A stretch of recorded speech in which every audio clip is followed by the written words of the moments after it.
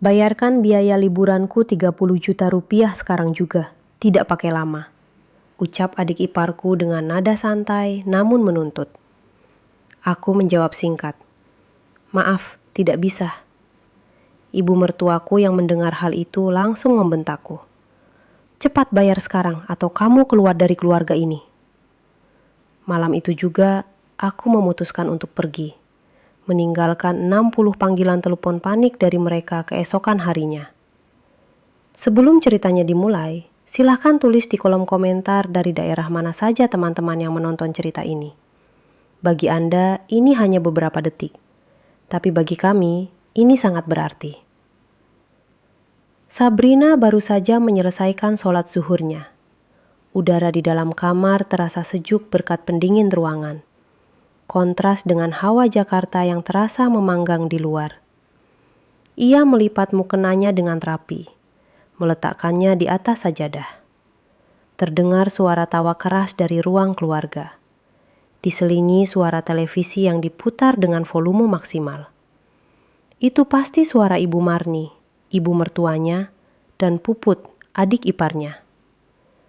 Sejak Randy, suaminya, memutuskan untuk merantau bekerja di luar kota 1 tahun lalu, ibu dan adiknya pindah ke rumah ini. Rumah besar yang dibeli Sabrina dengan hasil kerja kerasnya sendiri, tentu saja. Namun, di depan keluarga besar, Randy lah yang diakui sebagai pemilik dan pencari nafkah utama. Sabrina tidak keberatan. Ia mencintai suaminya. Dan ini menjaga harga diri Randy sebagai kepala keluarga. Ia membiarkan Randy mengambil semua pujian. Sabrina menghela napas panjang. Ia membuka laptopnya di meja kerja dalam kamar. Pekerjaan sebagai pemilik perusahaan investasi digital menuntut perhatian penuh. Rapat daring dan analisis data adalah sarapannya sehari-hari. Ia sengaja bekerja dari rumah agar bisa mengurus rumah sekaligus. Tapi dalam praktiknya, ia lebih banyak mengurus Ibu Marni dan Puput. Baru 15 menit ia fokus pada layar. Pintu kamarnya diketuk keras. Belum sempat ia menjawab, Puput sudah membuka pintu tanpa izin. Kak Sabrina sibuk terus, kata Puput dengan nada bosan. Ia adalah gadis berusia 19 tahun yang seharusnya kuliah, tapi lebih sering menghabiskan waktu di mall. Sabrina menoleh, tersenyum sabar. Ada apa Puput? Kakak lagi kerja. Puput masuk, diikuti Ibu Marni di belakangnya. Ibu Marni memandang berkeliling kamar Sabrina dengan tatapan menilai. Kerja, kayak orang penting saja. Randy itu kerja banting tulang di luar kota. Kamu di sini enak-enakan di kamar berpendingin, cibir Ibu Marni. Sabrina memilih diam. Percuma berdebat dengan ibu mertuanya. Ia sudah hafal. Puput melempar sebuah brosur mengilap ke atas meja kerja Sabrina, tepat menutupi dokumen penting. Itu brosur paket liburan mewah ke Bali. Aku mau liburan mewah ke Bali sama teman-temanku. Gengku mau menginap di villa yang ada kolam renang pribadinya, kata Puput. Ia bicara sambil mengunyah keripik kentang mahal. Remah-remahnya berjatuhan di karpet kamar Sabrina. Sabrina mengambil brosur itu. Ia melihat angka yang tertera di paket tersebut. 30 juta rupiah per orang untuk 5 hari. Totalnya 30 juta. Bayarkan sekarang juga, tidak pakai lama, ucap Puput dengan nada memerintah.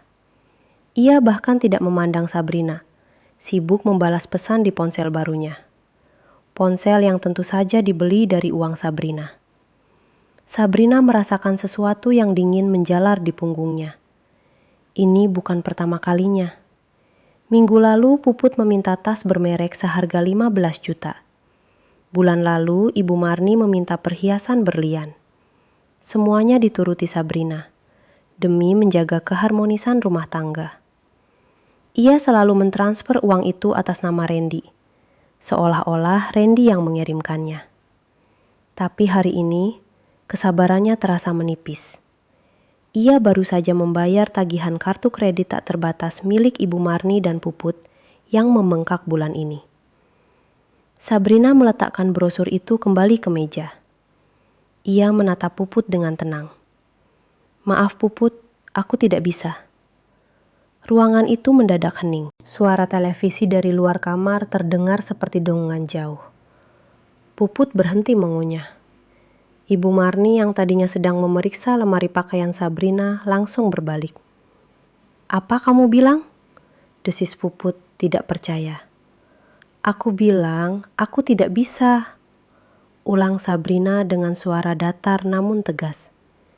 Hijabnya yang rapi menutupi dadanya. Tapi di dalamnya, jantungnya mulai berdebar kencang. "Kalau kamu mau liburan semewah itu, pakai uang hasil kerjamu sendiri." Mata Puput membelalang. "Kerja? Kakak menyuruh aku kerja? Kakak menghina aku?" "Bukan begitu. Kakak cuma bilang, kurang ajar." Suara Ibu Marni memotong ucapan Sabrina. Wanita parubaya itu menghampiri Sabrina. Wajahnya merah padam. "Beraninya kamu bicara seperti itu sama anakku. Kamu itu siapa di sini? Kamu itu cuma numpang di rumah anakku." Numpang.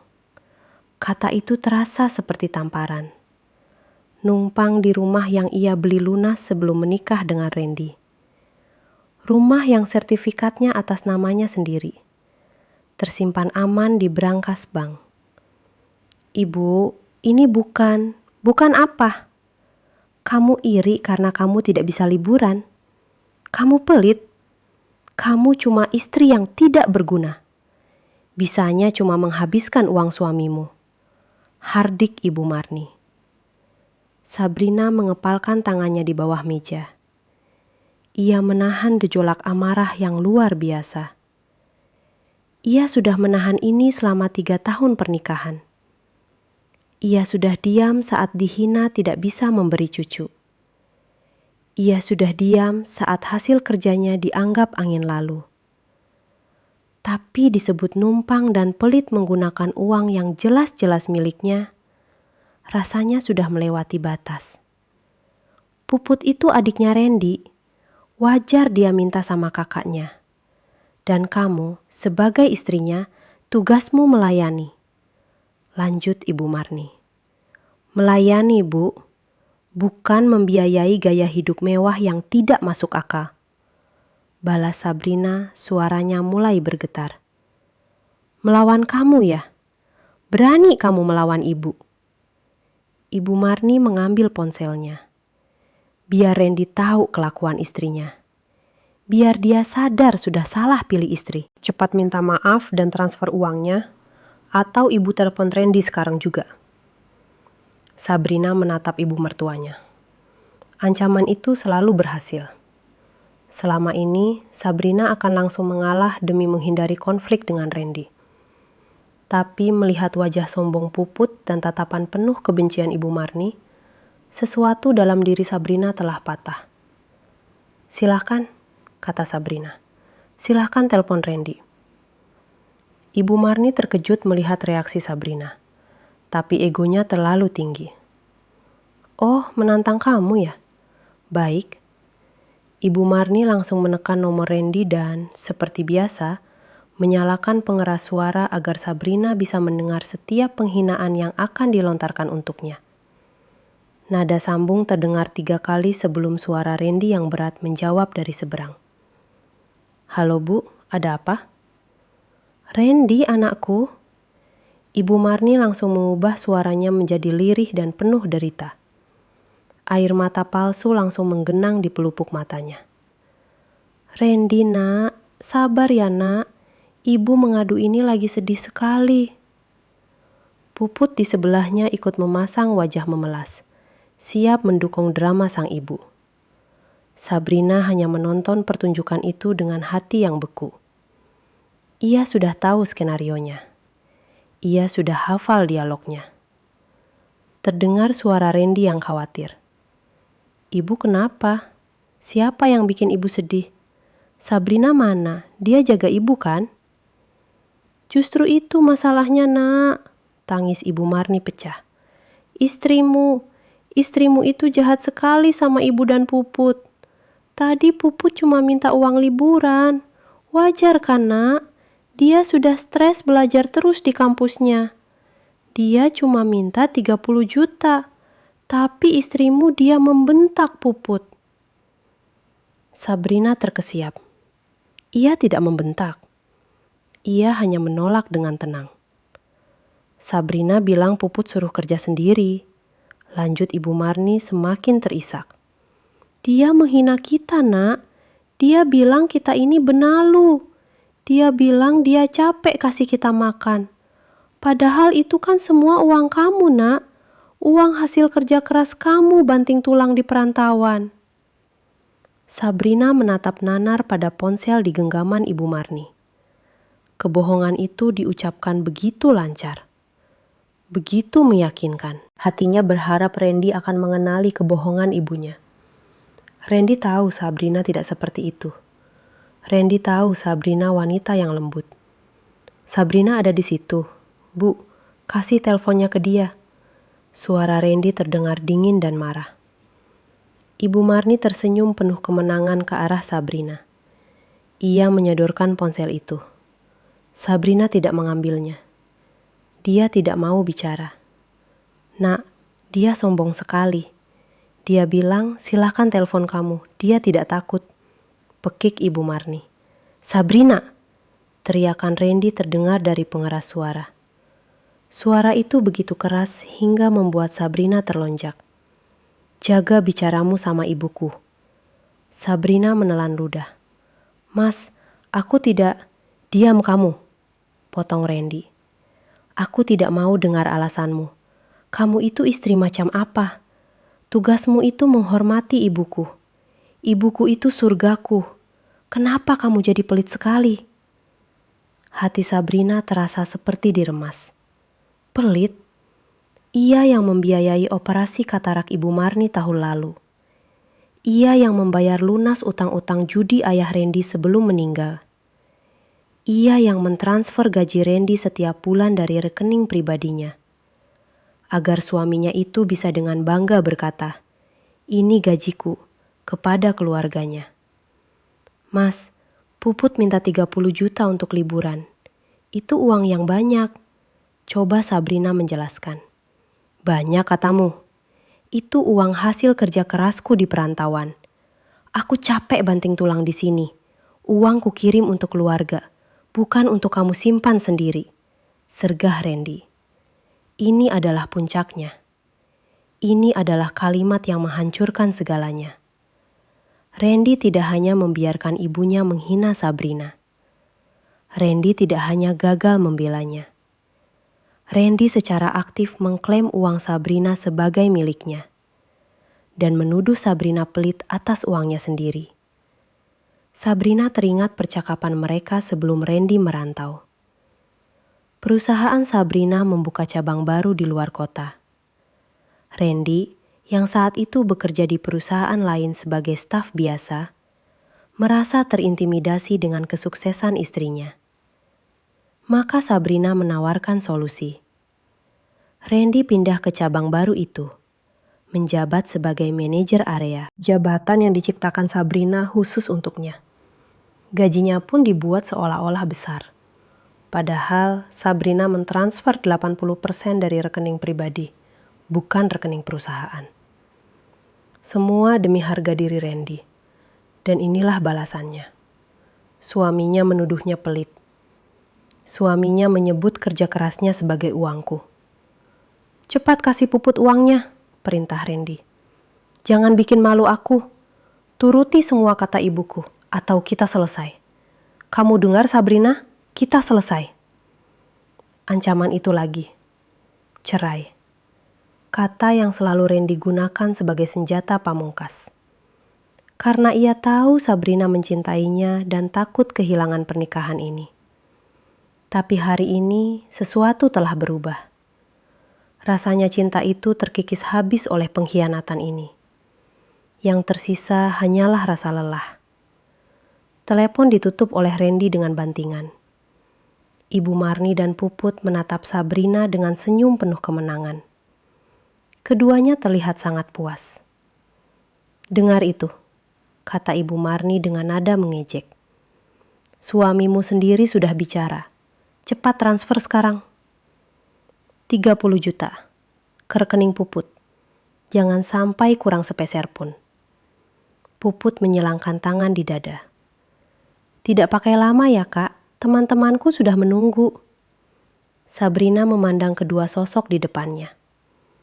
Wanita yang ia hormati seperti ibunya sendiri, dan gadis yang ia sayangi seperti adiknya. Kini, yang ia lihat hanyalah dua orang asing yang serakah. Ia menarik napas dalam-dalam. Getaran di tubuhnya berhenti. Pikirannya mendadak menjadi sangat jernih. Tidak ada lagi keraguan. Tidak ada lagi rasa takut. Sabrina mengangguk pelan. "Baik," ucapnya lirih. Ibu Marni dan Puput mengira itu adalah tanda kekalahan Sabrina. "Bagus, dari tadi kan enak," kata Ibu Marni sambil berjalan keluar kamar, diikuti Puput yang bersenandung senang. Sabrina menatap pintu kamarnya yang tertutup.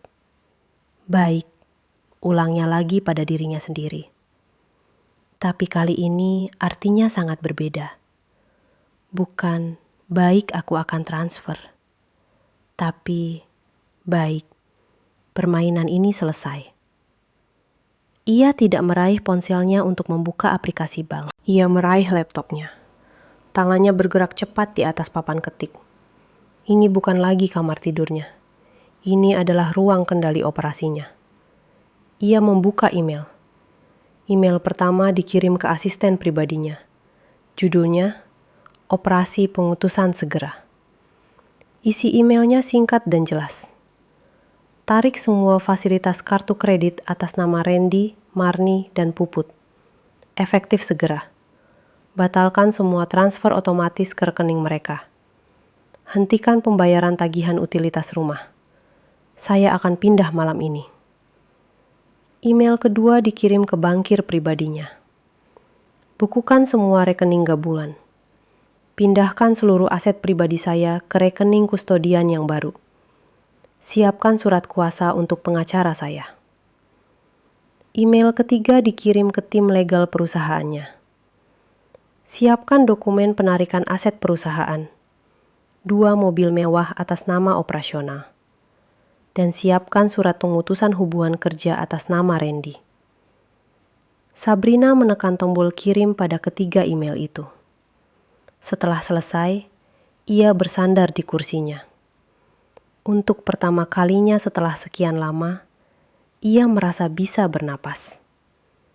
Ia tidak akan pergi belum. Ia akan pergi malam ini. Tapi sebelum itu, ia akan menikmati pertunjukan terakhir. Sabrina mengunci pintu kamarnya. Dari luar, Ibu Marni dan Puput pasti mengira ia sedang menangis atau meratapi nasibnya. Ia bisa mendengar tawa mereka di ruang keluarga. Mereka bahkan memesan makanan mahal dari restoran bintang 5 untuk merayakan kemenangan mereka. Sabrina tahu itu karena notifikasi terakhir dari kartu kreditnya masuk ke ponselnya, sebelum ia memberi instruksi pada asistennya untuk memblokir total. Biarlah itu menjadi makanan mewah terakhir mereka. Sabrina tidak menangis. Air matanya sudah kering. Yang ia rasakan adalah kelegaan yang aneh. Seolah beban seberat gunung akhirnya terangkat dari pundaknya. Telepon pengkhianatan dari Randy tadi adalah penutup yang sempurna. Tidak ada lagi keraguan. Tidak ada lagi harapan untuk diperbaiki. Ini adalah akhir. Laptopnya menyala. Satu persatu balasan email masuk. Dari Ratna, asisten pribadinya. "Semua kartu kredit atas nama Randy, Marni, dan Puput telah diblokir permanen per detik ini, Bu. Transfer otomatis dihentikan. Pembayaran utilitas rumah sudah saya batalkan untuk tagihan bulan depan. Mobil penjemput akan siaga di titik yang ditentukan pukul 12 malam ini." Dari bankir pribadinya. Rekening gabungan telah dibukukan. Seluruh aset likuid dan investasi Anda telah diamankan ke rekening kustodian pribadi atas nama Anda. Tim legal bank siap menunggu instruksi lanjut. Dari tim legal perusahaannya. Surat penarikan 2 unit mobil sedang diproses. Akan dieksekusi lusa. Surat pengutusan hubungan kerja untuk saudara Randy sedang disusun dengan alasan penyalahgunaan fasilitas perusahaan dan akan dikirimkan besok pagi. Sabrina menutup laptopnya. Semuanya berjalan sesuai rencana. Ia adalah wanita yang sangat teliti. Bertahun-tahun ia membangun bisnisnya dari nol. Ia tidak akan membiarkan siapapun, bahkan suaminya sendiri, menghancurkannya.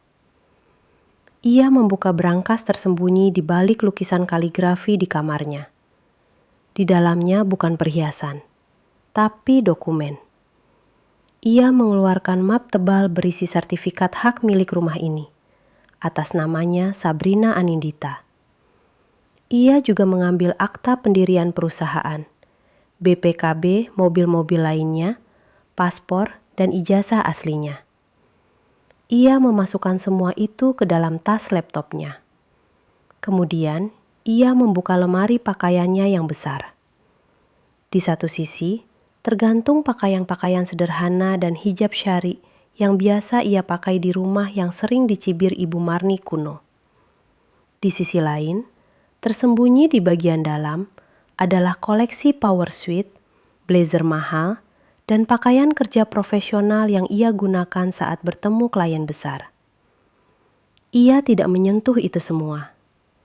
Ia hanya mengambil satu koper kabin kecil. Ia tidak mengisinya dengan pakaian.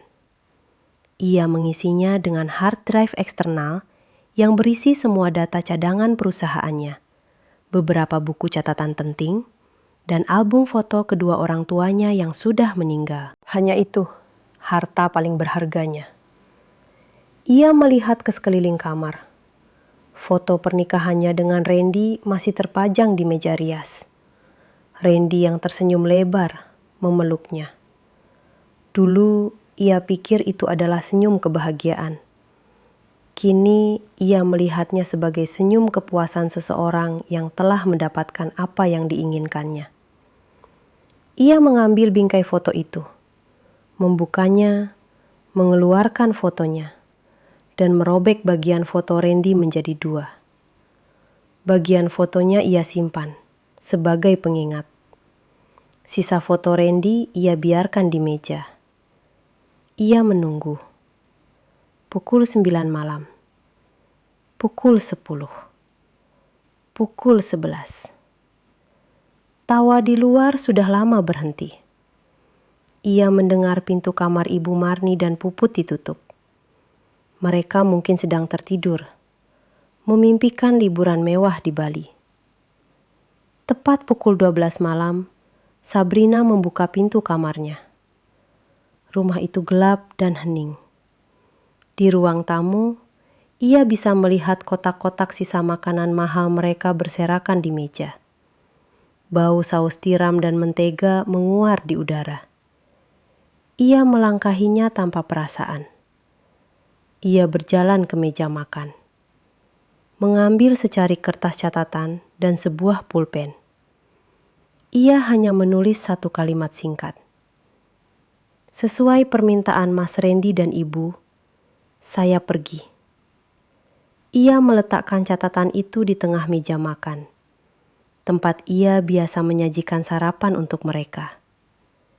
Sabrina membuka pintu depan dengan pelan.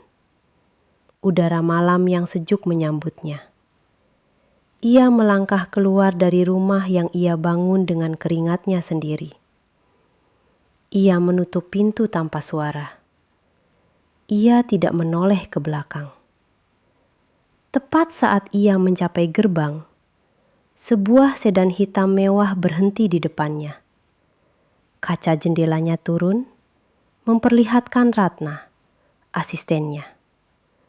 "Semua beres, Bu Sabrina?" tanya Ratna dengan suara pelan namun profesional. Sabrina masuk ke kursi belakang. "Semua beres, Ratna. Kita ke hotel," jawabnya tenang. Mobil melaju membelah malam. Sabrina mematikan ponsel yang biasa ia gunakan untuk berkomunikasi dengan Randy dan keluarganya. Ia mengeluarkannya dari tas, membuka slot kartu SIM, mematahkan kartu itu menjadi 2, dan membuangnya ke asbak mobil. Kemudian, ia mengeluarkan ponsel lain. Ponsel khusus untuk bisnis, yang tidak pernah diketahui Randy. Ia mengirim satu pesan singkat kepada pengacara perceraiannya. Mulai proses gugatan cerai besok pagi. Alasan, perselisihan terus-menerus, dan penelantaran finansial oleh suami. Pesan terkirim. Sabrina bersandar di kursi kulit yang nyaman. Mobil terus melaju menuju hotel bintang 5 di pusat kota.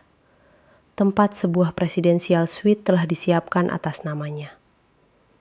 Untuk pertama kalinya dalam 3 tahun, Sabrina merasa benar-benar bebas. Puput bangun pukul 10 pagi. Sinar matahari sudah menembus gorden kamarnya yang mahal. Ia meregangkan tubuh dengan malas. Senyum lebar menghiasi wajahnya. Hari ini adalah hari besar. Hari ini, ia akan memesan tiket liburan 30 jutanya.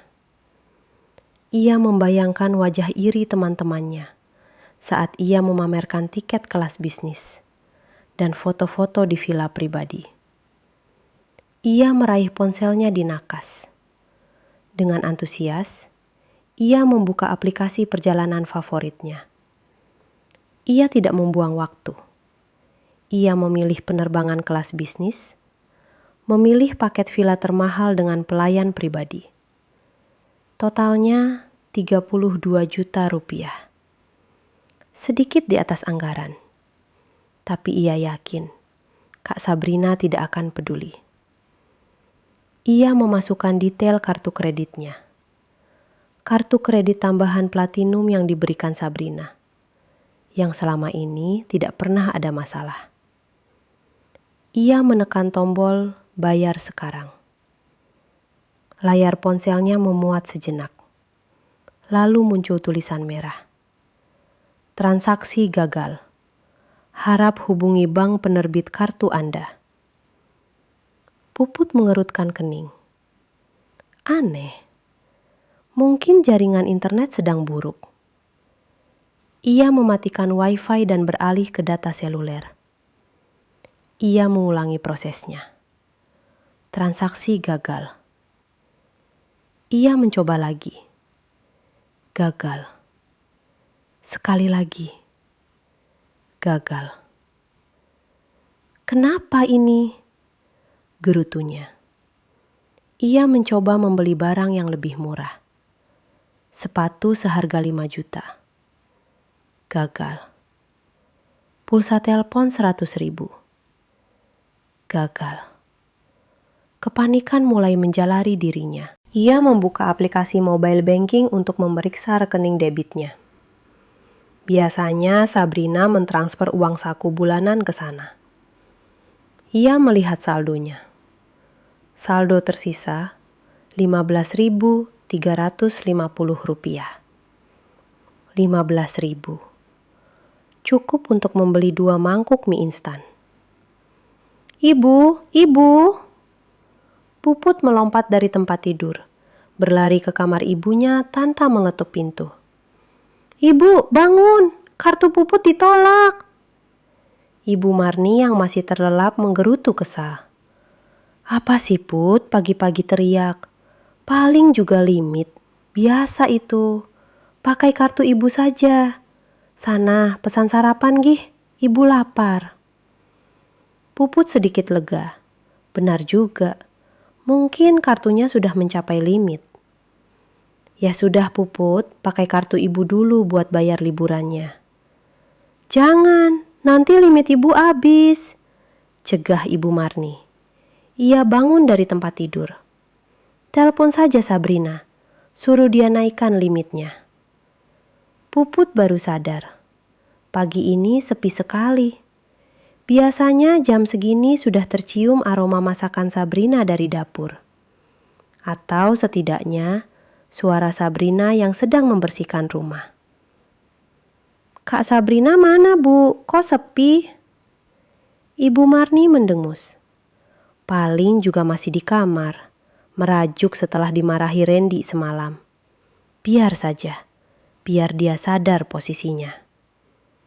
Keduanya berjalan keluar kamar. Ruang tamu berantakan. Kotak-kotak makanan semalam masih di meja. Dapur bersih, tapi dingin. Tidak ada tanda-tanda sarapan.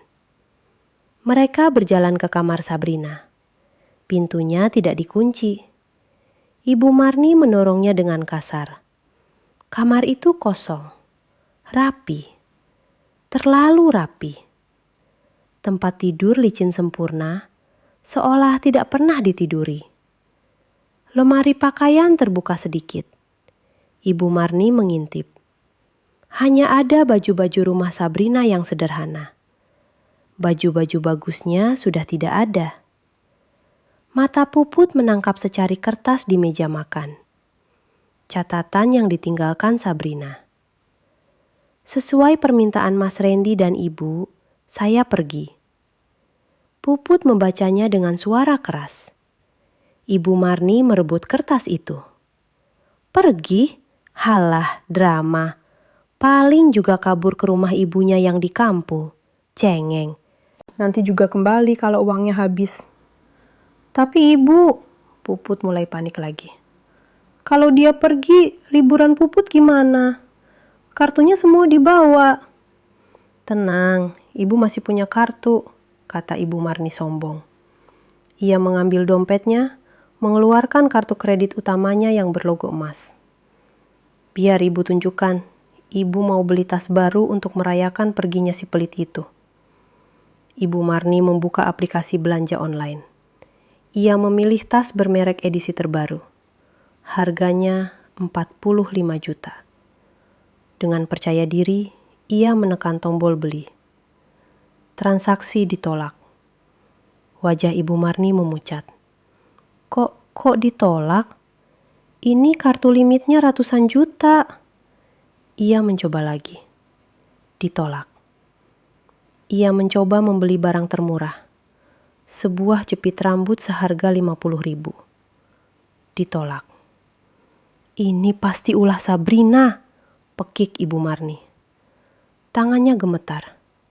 Ia mencoba menelpon Sabrina. "Nomor yang Anda tuju sedang tidak aktif atau berada di luar jangkauan."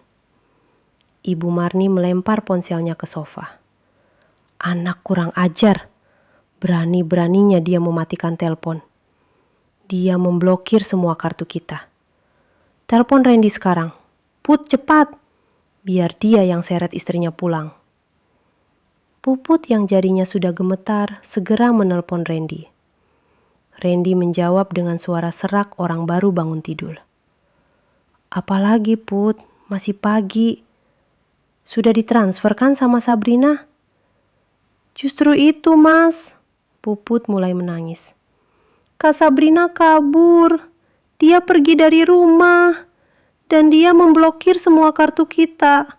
Kartu Puput, kartu Ibu, semuanya ditolak. Liburan Puput gimana ini?" Hening sejenak di seberang sana. Lalu terdengar Randy terbatuk. "Apa? Pergi? Memblokir kartu? Kartu Mas juga." Terdengar suara Randy mengetik-ngetik di laptopnya. "Sebentar. Mas?" Randy membuka rekening gajinya. Kosong. Padahal seharusnya hari ini ia menerima gaji bulanannya. Ia mencoba membuka portal perusahaan. Akses ditolak.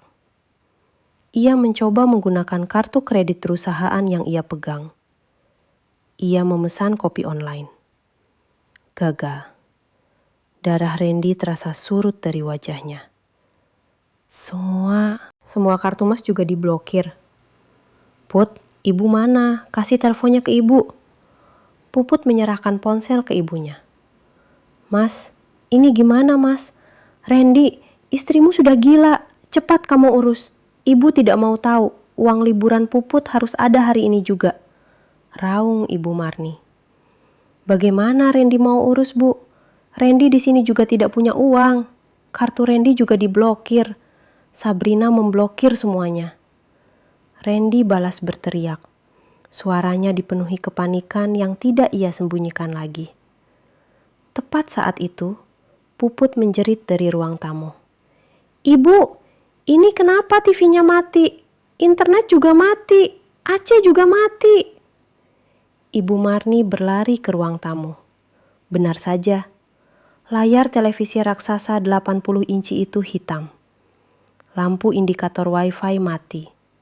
Dan yang terburuk, pendingin ruangan sentral di rumah itu mati. Hawa panas Jakarta mulai terasa menyengat masuk ke dalam rumah. Rumah mewah yang selalu sejuk, terang, dan penuh hiburan itu mendadak terasa seperti penjara yang gelap, pengap, dan sunyi.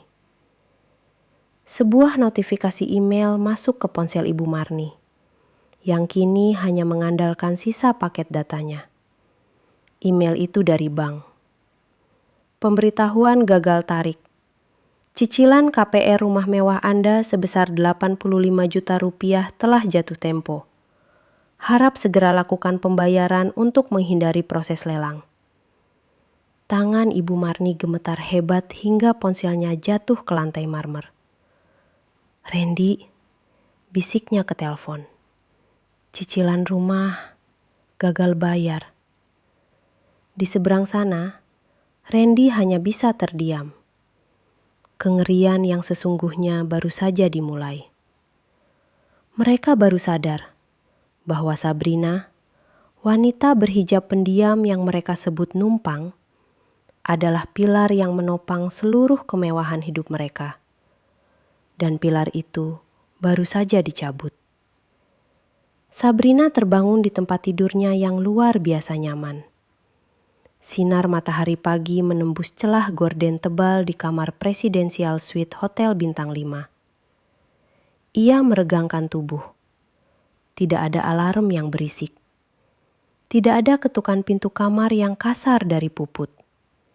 Tidak ada teriakan Ibu Marni yang memintanya membuatkan sarapan. Yang ada hanya keheningan yang menenangkan. Ia menekan tombol di samping tempat tidur. Seorang pelayan pribadi masuk tak lama kemudian, mendorong troli sarapan mewah. Croissant hangat, buah-buahan eksotis, jus jeruk segar, dan kopi hitam pekat kesukaannya. Sabrina menikmati sarapannya sambil duduk di dekat jendela, memandangi panorama kota Jakarta yang sibuk dari ketinggian lantai 50. Ia merasa seperti baru saja terlahir kembali.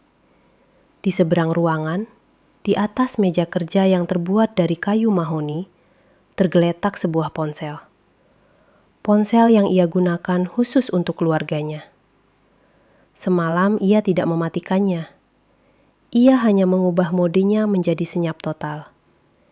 Ia sengaja membiarkannya menyala dan terhubung ke pengisi daya. Ia ingin melihat, dengan mata kepalanya sendiri, seberapa besar kepanikan yang ia ciptakan. Pukul 10 pagi, tepat saat Puput menyadari kartunya ditolak di belahan kota lain. Layar ponsel itu menyala. Panggilan masuk. Puput. Sabrina menyesap kopinya. Matanya terpaku pada layar. Ponsel itu bergetar tanpa suara di atas meja kayu. Panggilan itu berlangsung 20 detik. Lalu berhenti. Tentu saja Sabrina tidak mengaturnya untuk masuk ke pesan suara.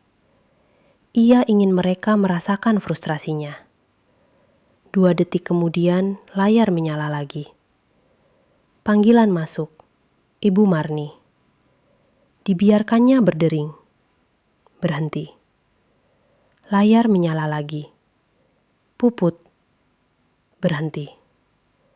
Layar menyala lagi. Ibu Marni. Berhenti. Lalu jeda 5 menit. Mereka pasti sedang berdiskusi.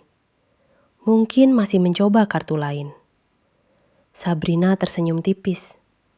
Ia tahu persis kapan email tagihan KPR itu masuk ke ponsel Ibu Marni. Tepat pukul 10:15. Ponsel itu meledak. Panggilan masuk. Randy. Dari luar kota. Sabrina melihat foto suaminya di layar. Wajah yang dulu ia cintai, kini terasa begitu asing. Ia biarkan berdering. Berhenti. Langsung disusul panggilan masuk. Ibu Marni. Berhenti. Panggilan masuk. Puput. Berhenti. Panggilan masuk. Randy. Berhenti. Mereka mulai menelpon bergantian, seperti paduan suara kepanikan. Telepon itu tidak berhenti bergetar. Layarnya menyala dan mati. Menyala dan mati. Tanpa jeda. Lalu, pesan-pesan teks mulai masuk membanjiri layar kunci. Dari Ibu Marni. Anak kurang ajar, kembali kamu. Jangan durhaka sama suami. Dari Puput. Kak, kok kartunya nggak bisa? Kakak salah transfer ya? Dari Randy. Sabrina, ini nggak lucu. Aktifkan lagi kartunya, ibuku mau belanja. Sabrina meletakkan cangkir kopinya. Pertunjukan sesungguhnya baru saja dimulai. Ia bangkit, berjalan santai mendekati meja kerja itu, dan berdiri memandangi layar. Notifikasi panggilan tak terjawab bertambah. 10, 15, 20. Pesan teks baru masuk. Dari Ibu Marni. Sabrina, ibu perintahkan kamu pulang sekarang. Bawa semua kartunya. Dari Puput. Kakak di mana? TV mati, AC mati. Panas banget kak, pulang kak. Dari Randy. Sayang, kamu marah sama mas? Oke, mas salah, mas minta maaf. Tolong jangan kayak anak kecil. Aktifkan lagi kartunya, mas gak bisa makan di sini. Sabrina hanya menonton. Panggilan tak terjawab kini mencapai 30. Getaran ponsel itu menjadi musik latar yang merdu di kamarnya yang mewah dan sejuk. Pesan teks dari Randy berubah nada. Sabrina, aku serius. Aku gak punya uang tunai sama sekali. Aku gak bisa check out dari apartemen. Jawab teleponnya. Pesan dari Ibu Marni berubah dari marah menjadi memelas. Nak, Sabrina pulang nak. Ibu minta maaf, tadi ibu cuma bercanda. Ini rumah mau disita bank nak, cicilannya gagal bayar. Pesan dari Puput penuh dengan emoji menangis. Kak Sabrina, Puput minta maaf. Puput janji gak akan minta apa-apa lagi. Puput gak jadi liburan. Tolong pulang kak, Puput takut gelap, listriknya mati. Panggilan ke-40. Panggilan ke-50. Mereka mulai putus asa. Randy menelpon 10 kali berturut-turut tanpa jeda. Ibu Marni menelpon. Puput menelpon. Polanya terus berulang. Sabrina melihat jam. Sudah pukul 12 siang. Selama 2 jam, ponsel itu terus-menerus diserang. Ia melihat penghitung panggilan tak terjawab. Tepat di angka 60. Panggilan terakhir datang dari Randy. Setelah panggilan ke-60 itu gagal, ponsel itu terdiam. Mungkin baterai mereka habis. Mungkin mereka sudah menyerah. Sabrina menghela napas panjang. Ia merasa lega. Ia berjalan mendekati meja, mengambil ponsel itu. Layarnya penuh dengan notifikasi. 60 panggilan tak terjawab. 112 pesan teks belum terbaca. Ia tidak membacanya satu persatu. Ia hanya perlu tahu jumlahnya. Ia membuka daftar kontak. Ia memblokir nomor Randy. Ia memblokir nomor Ibu Marni. Ia memblokir nomor Puput. Kemudian, ia membuka laci meja kerja di suite itu. meletakkan ponsel itu di dalamnya dan menutup laci. Terkunci. Ponsel itu akan ia simpan sebagai barang bukti untuk pengacaranya nanti. Tepat saat ia menutup laci, ponselnya yang lain berbunyi. Ponsel bisnisnya. Nomor yang tidak dikenal Randy. Di layar tertera nama, Pak Farhan, pengacara. Sabrina mengangkatnya dengan tenang. Halo, selamat siang Pak Farhan. Selamat siang Nyonya Sabrina, jawab suara tegas di seberang. Sesuai instruksi Anda, gugatan cerai telah resmi terdaftar di Pengadilan Agama pagi ini dengan nomor perkara 1045 PDTG 2025, Pengadilan Agama Jakarta. Surat panggilan resmi bersama dengan surat pembekuan aset bersama akan segera dikirimkan ke alamat rumah Anda dan alamat kantor Tuan Randy di luar kota. Sabrina tersenyum. Senyum tulus pertama dalam 3 tahun. Terima kasih banyak atas kerja cepatnya Pak Farhan. Ia menutup telepon. Babak baru dalam hidupnya telah resmi dimulai. Di luar kota, Randy merasakan dunianya runtuh berkeping-keping. Pukul 11 siang, ia baru saja menerima rentetan notifikasi memalukan. Kartu kredit perusahaan ditolak saat ia mencoba memesan sarapan di hotel. Kartu debit pribadinya saldo 0. Rekening gajinya kosong. Padahal seharusnya hari ini gajinya masuk. Lalu email itu datang. Email dingin dan formal dari kantor pusat Jakarta.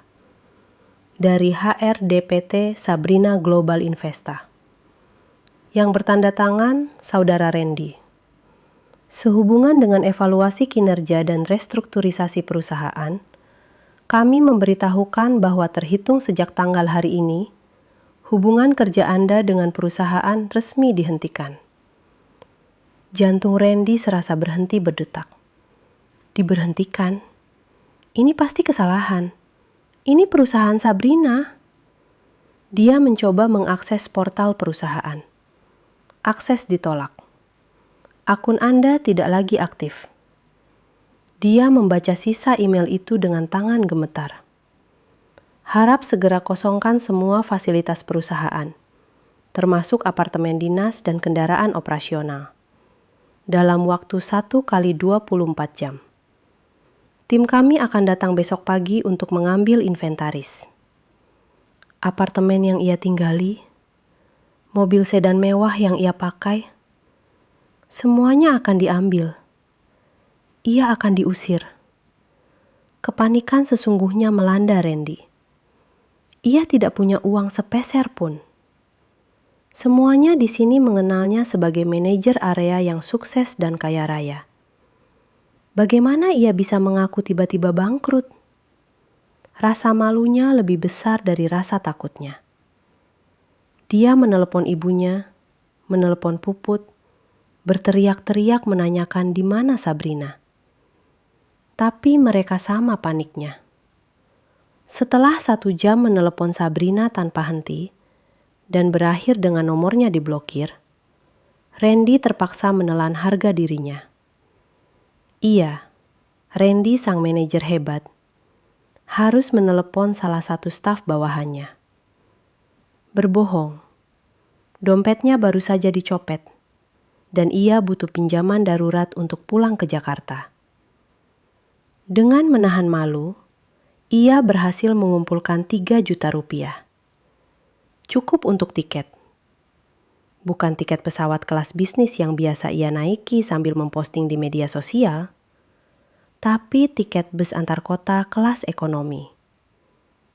18 jam perjalanan terasa seperti di neraka. Bus itu panas, sesak, dan berbau tidak sedap. Randy tidak bisa tidur. Pikirannya berputar. Marah pada Sabrina yang tega melakukan ini. Marah pada ibunya yang serakah. Marah pada Puput yang manja. Tapi yang paling besar, ia marah pada dirinya sendiri. Kenapa ia begitu bodoh? Kenapa ia percaya Sabrina akan diam selamanya? Dia tiba di Jakarta keesokan harinya.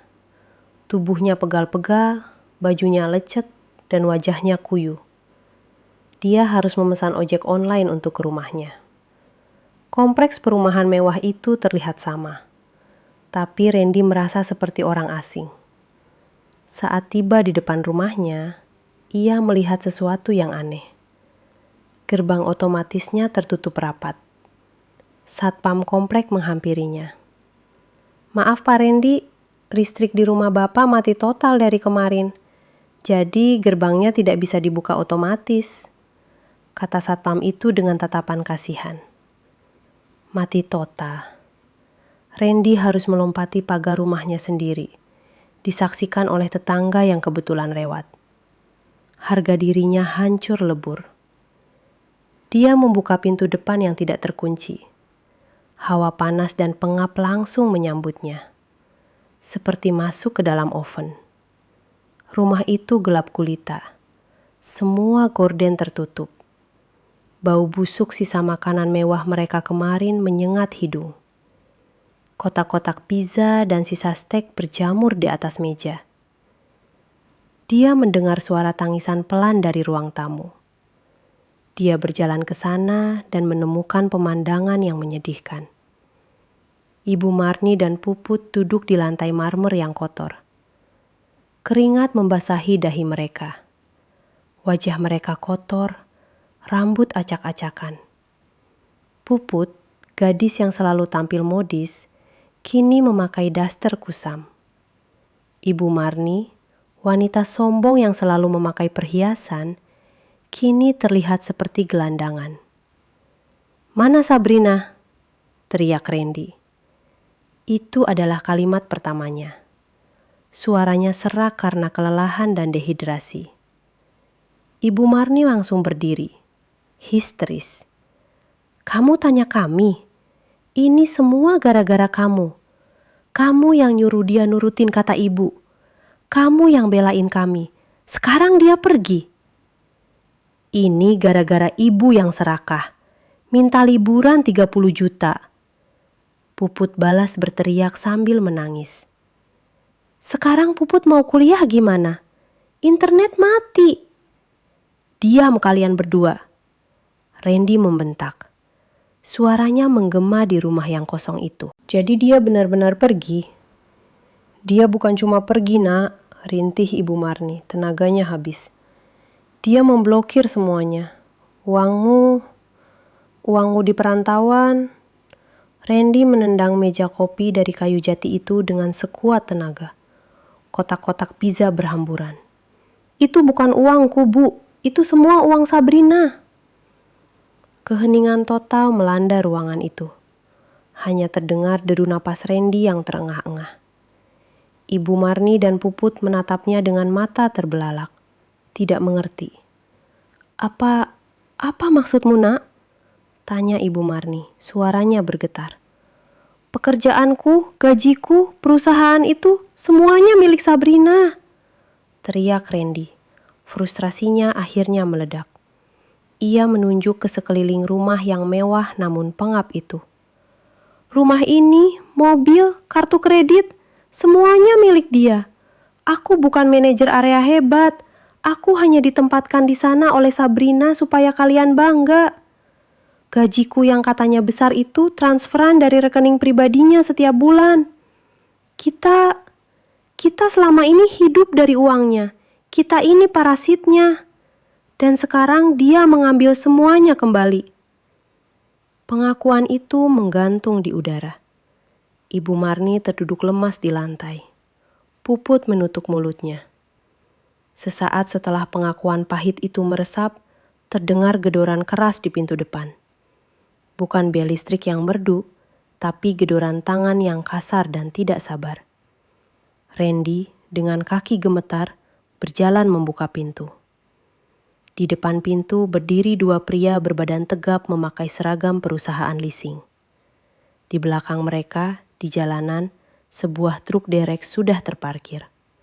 "Selamat siang," kata salah satu pria itu dengan nada datar, sambil membaca sebuah surat perintah.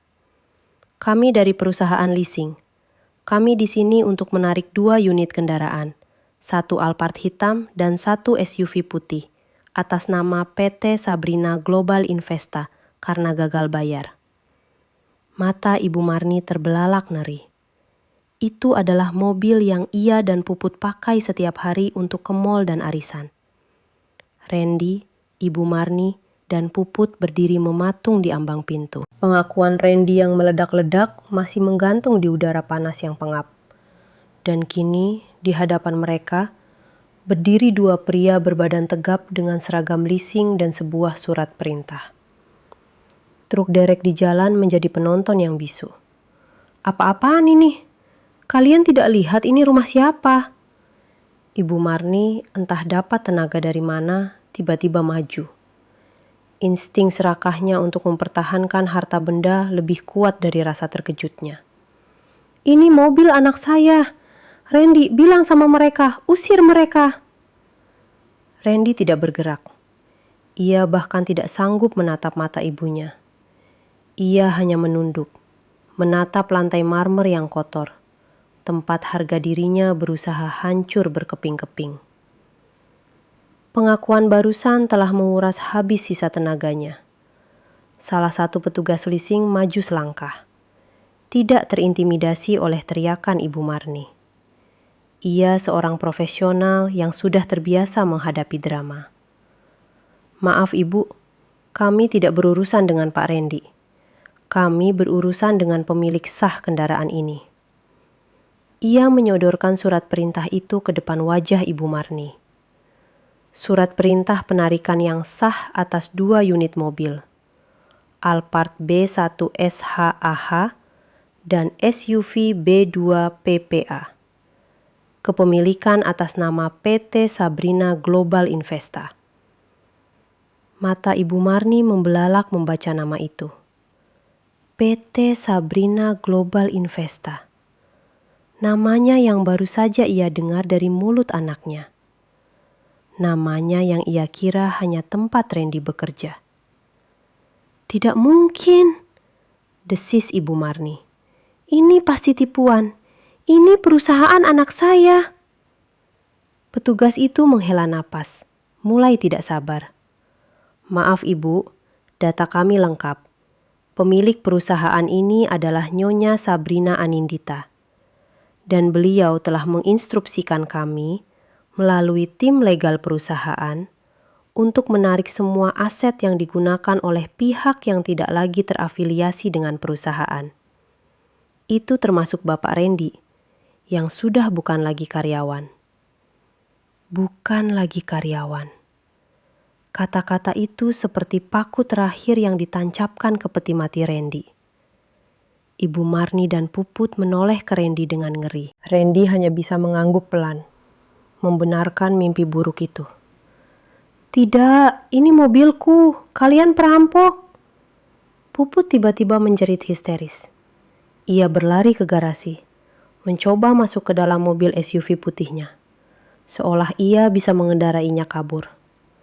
Tentu saja, mobil itu terkunci. Kedua petugas itu dengan sigap mengikutinya. Pemandangan itu menjadi tontonan yang memalukan. Suara teriakan Puput dan bentakan Ibu Marni menggema di kompleks perumahan yang biasanya tenang itu. Satu persatu, tetangga mulai membuka gorden mereka. Beberapa bahkan keluar ke teras, berpura-pura menyiram tanaman. Padahal telinga dan mata mereka tertuju pada drama di rumah mewah itu. Ibu Marni yang selama ini selalu berjalan dengan dagu terangkat, menyombongkan kekayaan anaknya di setiap arisan, kini terlihat seperti orang gila. Ia mencoba menarik-narik lengan petugas yang sedang membuka paksa pintu garasi. Para petugas tidak menggubrisnya. Dengan alat yang mereka bawa, garasi itu terbuka. Mesin truk derek dinyalakan. Suaranya menderu-deru. Satu persatu, kedua mobil mewah itu, simbol status mereka, diseret keluar dari garasi. Alphard hitam yang biasa dipakai Ibu Marni, dan SUV putih kesayangan Puput. "Jangan, tolong, jangan ambil mobilku!" tangis Puput. Ia tidak lagi peduli pada ibunya atau kakaknya. Yang ia pedulikan hanyalah citranya di mata teman-temannya. Bagaimana ia akan pergi ke kampus? Bagaimana ia akan pergi ke mall? Hidupnya sudah berakhir. Randy hanya bisa bersandar lemas di kusen pintu, menyaksikan semua itu terjadi. Ia tidak punya hak untuk menghentikan mereka. Ia bukan siapa-siapa. Tepat saat truk derek itu mulai bergerak pergi membawa 2 mobil kebanggaan mereka, sebuah sedan lain berhenti di depan rumah. Sedan yang lebih formal. 3 orang keluar dari mobil itu. 2 pria dan 1 wanita. Semuanya mengenakan seragam batik rapi sebuah bank ternama. Ibu Marni yang masih terisak menatap mereka dengan bingung. "Siapa lagi kalian?" Wanita yang memimpin rombongan itu melangkah maju. Wajahnya tegas dan tidak ramah. "Selamat siang, kami dari pihak bank. Kami di sini terkait tunggakan KPR atas rumah ini." Jantung Ibu Marni serasa berhenti berdetak. Ia teringat email yang ia terima kemarin. Email yang ia kira hanya gertakan. Wanita bank itu mengeluarkan map dokumen. "Kemarin, sistem kami mencatat adanya gagal bayar untuk cicilan bulanan sebesar 85 juta rupiah. Kami juga telah menerima konfirmasi resmi dari Nyonya Sabrina Anindita, selaku penjamin utama dan pemilik rekening sumber dana, bahwa beliau telah menarik semua jaminan dan menghentikan pembayaran otomatis secara permanen." Randy akhirnya angkat bicara. Suaranya serak dan putus asa. "Tuh, saya suaminya. Ini rumah kami. Ini harta gono gini. Kalian tidak bisa menyitanya begitu saja." Wanita bank itu menatap Randy dengan tatapan dingin. "Maaf Pak Randy, Bapak salah." Ia mengeluarkan selembar dokumen lain. "Menurut akta jual beli dan sertifikat hak milik yang kami pegang, rumah ini dibeli lunas oleh Nyonya Sabrina Anindita 2 tahun sebelum tanggal pernikahan Anda. Rumah ini terdaftar sebagai harta bawaan, bukan harta gono gini. Anda hanya terdaftar sebagai suami yang menempati. Karena pemilik asli tidak lagi bersedia melanjutkan pembayaran cicilan, yang ternyata adalah cicilan top-up pinjaman atas nama Bapak, dan Bapak sendiri terbukti tidak mampu membayar, bank terpaksa mengambil aset ini sebagai jaminan." Randy limbung. Jadi, Sabrina tidak hanya membayar cicilan. Ia bahkan menjaminkan rumahnya sendiri untuk pinjaman yang dipakai Randy, Ibu Marni, dan Puput untuk foya-foya.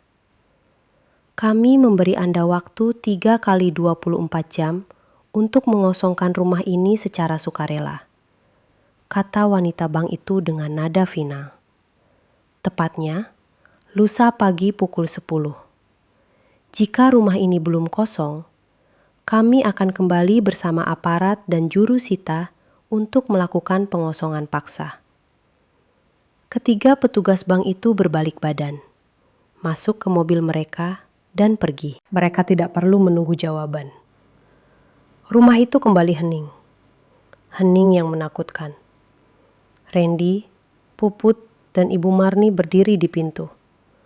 Di luar, tetangga mereka masih menonton. Bau busuk dari dalam rumah bercampur dengan bau asap knalpot truk derek yang baru saja pergi. Ibu Marni menatap Randy, lalu menatap Puput. Matanya yang tadi penuh amarah kini kosong. Lalu tanpa suara, tubuhnya ambruk ke depan, pingsan di lantai marmer yang kotor. Puput hanya menjerit kecil, lalu terduduk lemas di samping ibunya. Ia tidak tahu harus berbuat apa. Randy menatap langit yang cerah. Ia tidak menolong ibunya. Ia tidak menenangkan adiknya. Ia hanya tertawa. Tawa kering, pahit, dan putus asa. Ia telah kehilangan segalanya. Rumah, mobil, pekerjaan, harga diri, dan istri yang selama ini ia sia-siakan. Semuanya hilang dalam waktu kurang dari 48 jam. 2 hari terasa seperti 2 abad. Batas waktu 3 kali 24 jam dari bank akan habis besok pagi. Rumah mewah itu telah berubah menjadi neraka. Tanpa listrik, pompa air tidak bekerja. Kamar mandi menjadi kotor dan bau. Tanpa air, mereka tidak bisa membersihkan diri. Sisa-sisa makanan terakhir yang mereka beli dengan uang pinjaman Randy sudah habis kemarin. Mereka bertiga kini duduk di ruang tamu yang gelap dan berbau busuk. Randy, Ibu Marni, dan Puput. 3 manusia yang dilumpuhkan oleh kesombongan mereka sendiri. Perut mereka perih menahan lapar. Tenggorokan mereka kering menahan haus. Ibu Marni, yang sudah siuman dari pingsannya, kini terlihat 10 tahun lebih tua. Rambutnya lepek berminyak. Wajahnya kuyu. Tidak ada lagi sisa-sisa kemewahan pada dirinya. "Kita harus temui Sabrina," bisik Ibu Marni. Suaranya serak. Ini bukan lagi perintah. Ini adalah permohonan. Hanya dia yang bisa menolong kita. Puput, yang matanya bengkak karena menangis terus-menerus, mengangguk lemah. Puput mau minta maaf. Puput janji gak akan manja lagi. Randy menatap ibu dan adiknya. Kemarahan sudah tidak ada lagi. Yang tersisa hanya penyesalan yang dalam. Dia tidak akan mau bertemu kita. Dia sudah memblokir kita. "Kita harus ke kantornya," kata Ibu Marni lagi. Suaranya sedikit lebih kuat. "Kita ke sana. Randy, kamu suaminya. Dia pasti masih cinta sama kamu. Dia hanya sedang marah. Kamu bujuk dia. Minta maaf. Bersujud kalau perlu. Bilang kamu akan ceraikan ibu. Tidak. Bilang kamu akan lakukan apa saja." Ini adalah satu-satunya harapan mereka. Randy mengumpulkan sisa-sisa uang tunai dari dompetnya. Cukup untuk 1 kali perjalanan taksi online. Perjalanan ke pusat kota terasa begitu menyiksa. Mereka bertiga, yang bau dan lecet, duduk berdempetan di kursi belakang taksi. Randy mengenakan kemeja kusut yang ia pakai sepulang dari luar kota. Ibu Marni dan Puput hanya memakai daster yang sudah mereka pakai selama 2 hari. Sopir taksi terus melirik mereka dari kaca spion. Jelas merasa tidak nyaman. Bertanya-tanya, mengapa 3 orang berpenampilan seperti gelandangan ini pergi ke salah satu gedung perkantoran termahal di Jakarta. Taksi berhenti di depan sebuah menara kaca yang menjulang megah. Di puncaknya, terpasang logo perusahaan yang bersinar. Sabrina Global Investa. Randy, Ibu Marni, dan Puput melangkah keluar dari taksi. Mereka mendongak menatap gedung itu. Gedung yang dibangun dari keringat Sabrina. Gedung yang seharusnya menjadi kebanggaan Randy, namun malah ia hianati. Mereka melangkah masuk ke lobi yang berkilauan. Lantai marmernya begitu bersih, hingga mereka bisa melihat pantulan wajah kuyu mereka. Pendingin ruangan yang sejuk langsung menerpa kulit mereka yang lengket. Ini adalah kemewahan yang baru 2 hari lalu mereka nikmati. Dan kini terasa begitu asing. Baru 5 langkah mereka masuk, 2 orang satpam berbadan tegap dengan seragam rapi langsung menghadang mereka. "Maaf Bapak dan Ibu, ada perlu dengan siapa?" Tanya satpam itu dengan sopan namun tegas. Randy mencoba menegakkan punggungnya. berusaha terdengar berwibawa. Saya Randy. Saya suami Sabrina Anindita, pemilik perusahaan ini. Saya mau bertemu istri saya. Kepala satpam itu menatap Randy dari atas ke bawah. Ia jelas ragu. Ia berbicara pelan ke earphone di telinganya. Pak, ada yang mengaku sebagai suami Nyonya Sabrina, atas nama Randy. Satpam itu mendengarkan sejenak. Lalu, wajahnya berubah menjadi lebih dingin. Maaf Pak Randy, nama Anda tidak ada di daftar tamu. Dan kami mendapat instruksi khusus dari Nyonya Sabrina bahwa Bapak, Ibu Marni, dan Nona Puput tidak diizinkan masuk ke dalam gedung ini. Apa? Teriak Randy. Dia istri saya berhak masuk. Ini pasti salah paham. Ibu Marni maju. Sifat arogannya muncul lagi. Kalian tidak tahu siapa kami. Saya ini mertuanya. Dia itu istri anak saya. Biarkan kami masuk. Sabrina keluar kamu. Ibu Marni mulai berteriak di telah lobi. Beberapa karyawan yang lewat menoleh, berbisik-bisik. Puput menarik-narik lengan ibunya. Ibu, jangan, malu-maluin. Saya tidak peduli, Sabrina. Pak, tolong jaga ketertiban. Kalau tidak, kami terpaksa.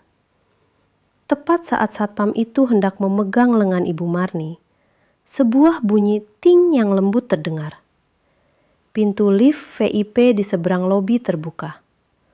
Keheningan seketika melanda. Keluarlah Sabrina.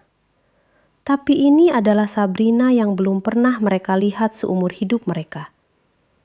Ia tidak memakai daster atau hijab sederhana. Ia mengenakan setelan blazer berwarna biru navy yang mahal dan dijahit sempurna. Di dalamnya, kemeja sutra putih bersih. Hijabnya ditata dengan gaya modern dan elegan. Wajahnya dirias tipis namun profesional. Ia terlihat tajam, berkuasa, dan luar biasa cantik. Di belakangnya, mengekor 4 pria parubaya berjas mahal, dewan direksinya, dan Ratna, asistennya. Mereka semua membeku. Sabrina berhenti melangkah saat melihat 3 sosok kotor di depannya. Matanya menatap Randy, lalu Ibu Marni, lalu Puput. Wajahnya tenang. Tidak ada kemarahan, tidak ada kesedihan, tidak ada apa-apa. Hanya tatapan dingin seorang CEO yang sedang terganggu jadwalnya. Randy adalah yang pertama tersadar. Melihat istrinya yang begitu agung dan melihat dirinya yang begitu hina, semua harga dirinya lenyap. Yang ada hanya keputusasaan.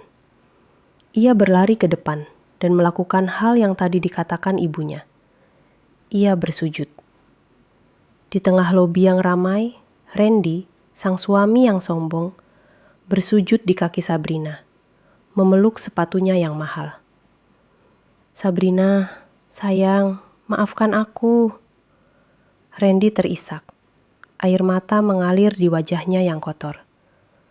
Aku hilaf, aku buta, aku salah. Tolong, Sabrina, jangan ceraikan aku. Aku janji akan jadi suami yang baik. Aku akan cuci kakimu setiap hari. Aku mohon, beri aku satu kesempatan lagi. Ibu Marni dan Puput terkejut melihat Randy. Tapi mereka segera menyusul. Ibu Marni ikut berlutut, mencoba memegang lengan Sabrina. Nak, Sabrina, maafkan ibu nak. Ibu yang salah, ibu yang serakah. Ampuni kami, jangan usir kami. Kami mau tinggal di mana, nak? Puput hanya bisa berdiri di belakang mereka, menangis tanpa suara. Terlalu malu dan takut untuk melakukan apapun. Seluruh lobi terdiam. Semua mata memandang pemandangan yang surrealis itu. Sabrina menatap 3 orang yang berkelimpangan di kakinya. Ia menatap Randy yang sedang menangis terseduh-seduh. Ia menarik napas pelan. Mas Randy, katanya. Suaranya jernih, tenang dan stabil. menggema di lobi yang hening itu. Bangun, jangan permalukan dirimu lebih jauh lagi. Randy mendongak, matanya penuh harapan. Sabrina, kamu maafkan aku, kamu masih mau aku. Sabrina menggelengkan kepalanya pelan. Ibu Marni yang menyuruhku keluar dari keluarga ini. Dan Mas Randy yang bilang kita selesai kalau aku tidak menurutinya. Ia berhenti sejenak, membiarkan kata-katanya meresap. Sebagai istri yang patuh, aku hanya menuruti perintah kalian berdua. Sabrina melangkah mundur satu langkah, melepaskan dirinya dari pegangan Randy dan Ibu Marni. Ia menoleh ke kepala satpam yang sejak tadi berdiri kaku. Pak, katanya dengan nada memerintah yang jelas. Saya tidak kenal mereka bertiga. Mereka mengganggu ketertiban umum dan jadwal rapat saya. Tolong keluarkan mereka dari gedung saya. Gedung saya. Kata-kata itu menghantam Randy, Ibu Marni, dan Puput seperti godam. Mereka mendongak dengan tatapan ngeri dan kalah. Baik, Nyonya. Para satpam segera bergerak. Mereka menarik lengan Randy dan Ibu Marni, memaksa mereka berdiri. Silakan keluar, Pak, Bu. Tidak, Sabrina, jangan lakukan ini, teriak Randy. Sabrina! Sabrina tidak menoleh ke belakang. Ia merapikan sedikit lengan blazernya, lalu berbalik badan. Mari bapak-bapak, klien kita sudah menunggu di restoran. Para direktur mengangguk, dan mereka semua berjalan mengikuti Sabrina keluar dari pintu putar lobi. Di luar, sebuah mobil Maybach hitam mengilap sudah menunggu dengan pintu terbuka. Sabrina masuk, dan mobil itu melaju dengan mulus. Randy, Ibu Marni, dan Puput didorong paksa keluar oleh satpam sampai ke trotoar jalan. Mereka jatuh tersungkur di aspal yang panas, di bawah tatapan kasihan para pejalan kaki. Pintu kaca lobi tertutup di depan wajah mereka, memantulkan bayangan mereka yang hina dan putus asa. Aspal trotoar yang panas terasa membakar kulit menembus daster tipis yang dipakai Ibu Marni dan Puput. Randy terduduk lemas di samping mereka. Pintu kaca lobi yang megah itu kini memantulkan bayangan mereka bertiga. 3 sosok kotor, terusir, dan kalah.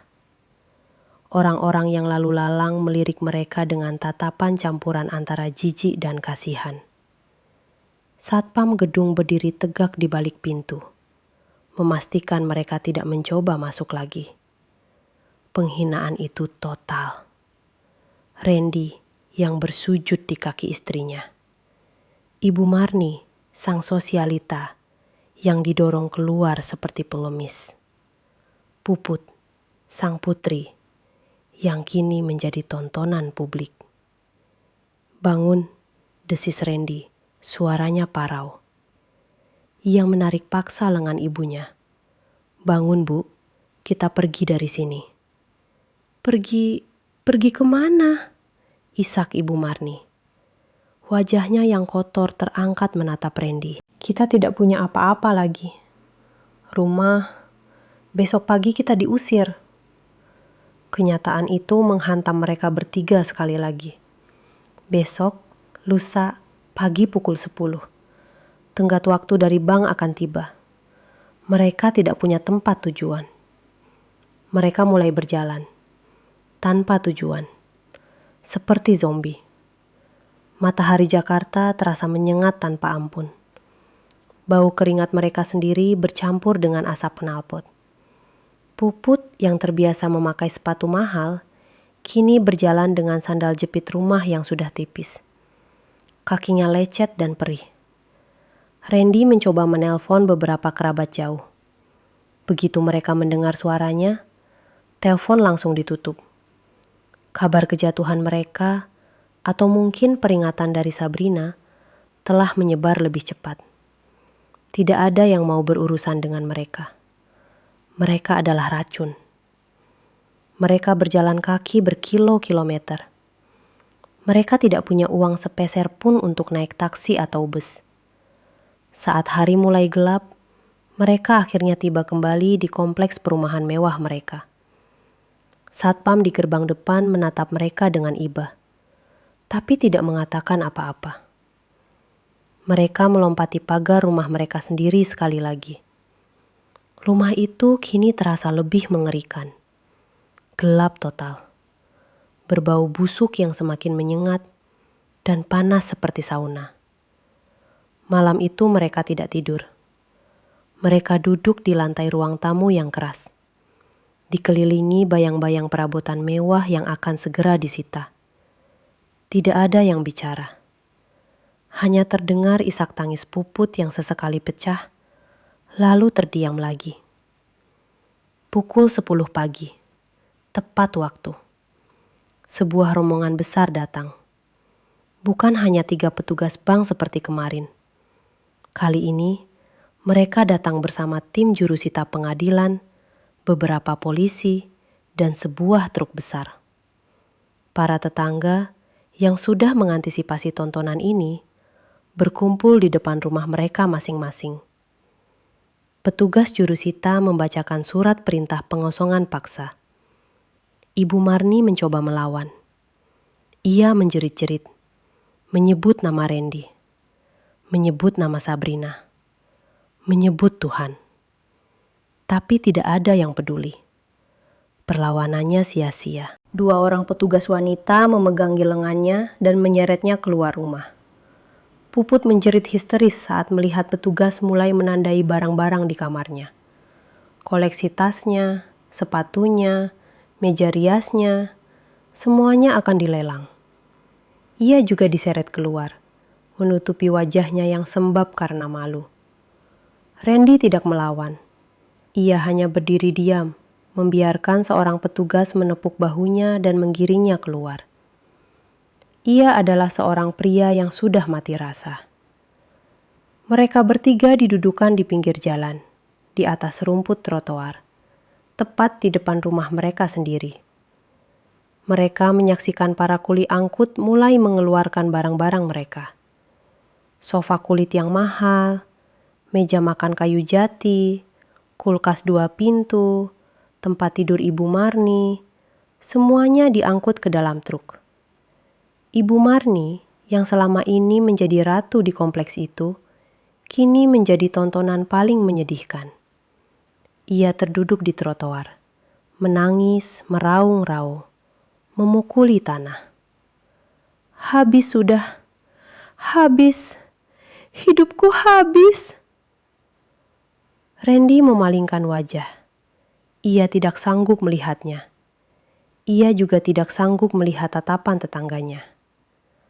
Setelah rumah itu resmi kosong dan disegel oleh bank, rombongan itu pergi.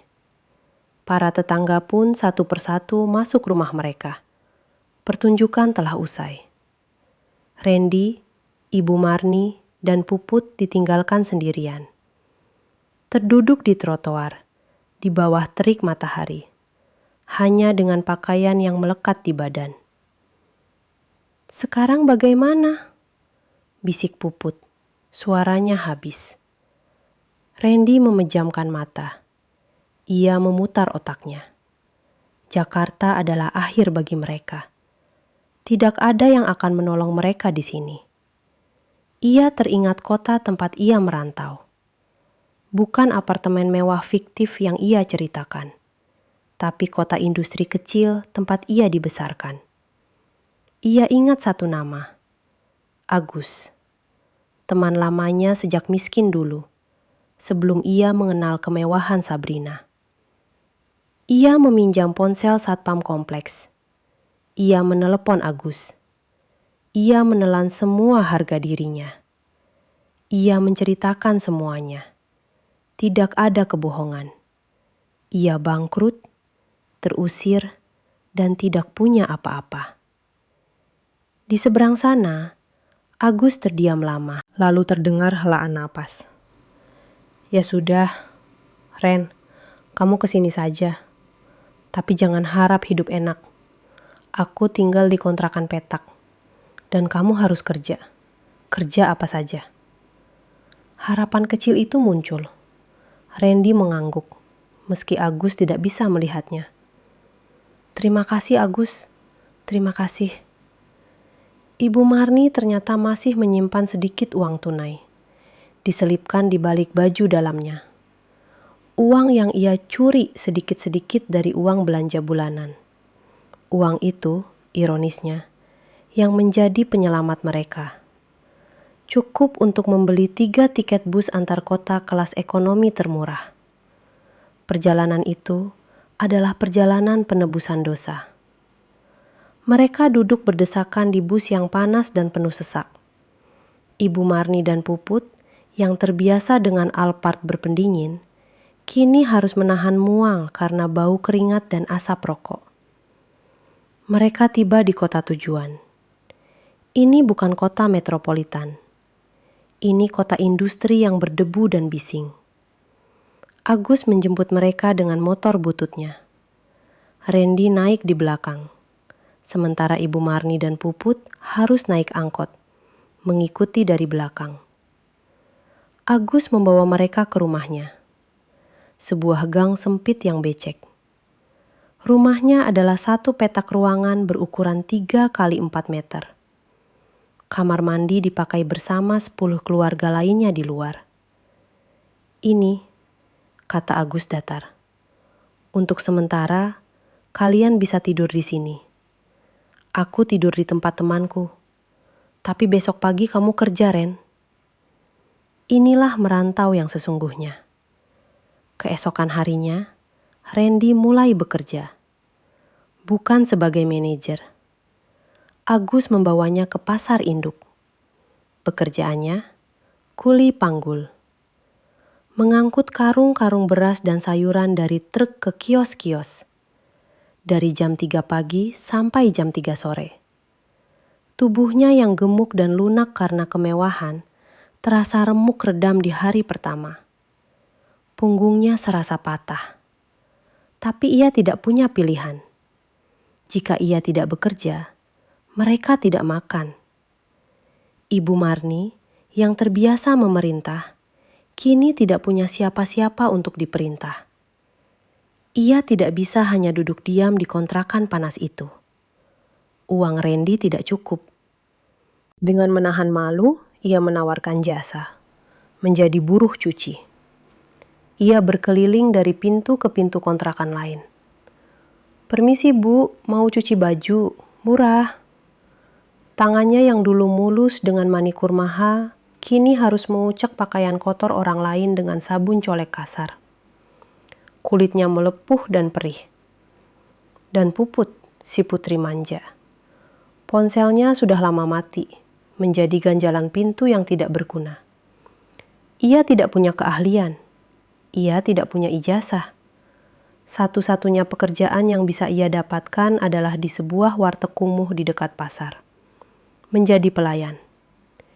Ia harus mencuci piring-piring kotor yang berminyak, membersihkan meja yang lengket, dan berteriak melayani pesanan kuli-kuli pasar dan sopir truk. Gadis yang menuntut liburan 30 juta itu, kini menerima gaji 30.000 per hari. Ibu Marni, dengan punggung membungkuk, sedang mengaduk sebungkus mie instan di dalam panci. Tangannya terlihat kasar dan kapalan. Puput duduk di pojok, memijat kakinya yang bengkak, masih mengenakan seragam wartegnya yang kotor. Airnya kebanyakan, Bu, gerutu Randy. Nanti minyak hambar. Diam kamu, balas Ibu Marni ketus. Masih untung ibu masakkan.